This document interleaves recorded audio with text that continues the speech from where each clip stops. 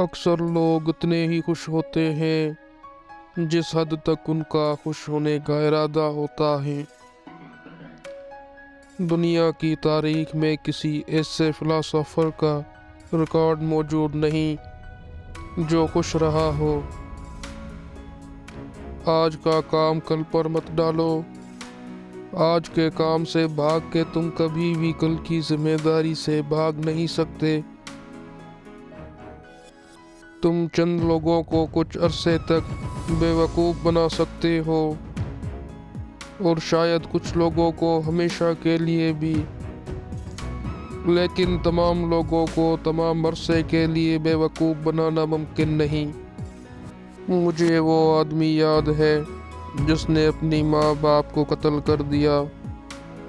जब उसे सज़ा सुनाई जाने लगी तो उस बिना पर रहम की दरख्वास्त की कि वो यतीम है। हर शख्स का साथ दो जो रास्त पर है और उससे अलहदगी अख्तियार कर लो जब वो गलत राह अख्तियार करे। वो हुकूमत जो अवाम की हो, जिसे अवाम चलाए और जो अवाम के बहबूद के लिए हो, वो रोए ज़मीन से कभी नाबूद नहीं होगे।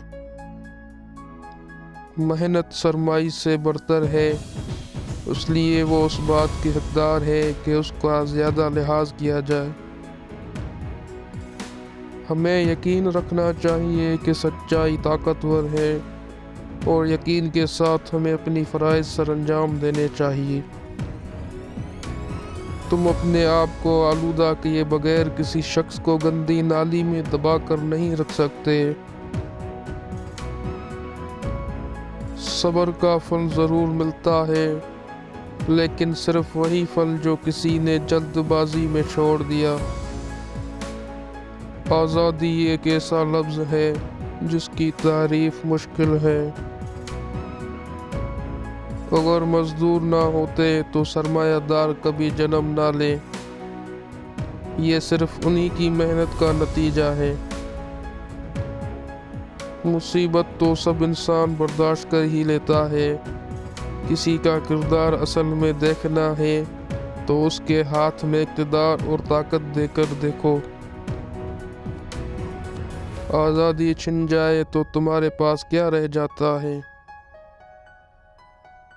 क्या मैं अपने दुश्मनों का मुकम्मल खात्मा नहीं कर देता जब मैं उन्हें अपना दोस्त बना लेता हूँ? अंजाम कार ये नहीं देखा जाता कि आप कितने साल जिए, बल्कि ये देखा जाता है कि आपने इतने सालों में ज़िंदगी को कैसे जिया। मैं किताबें पढ़ने के शौक़ के तहत 50-50 मील का फासला तय करके अपने दोस्तों से किताबें मांग कर लाया करता हूँ। मुझे ये खबर नहीं मेरा दादा कौन था। मुझे अगर तशवीश है तो सिर्फ ये है कि उसके पोते को क्या होना चाहिए।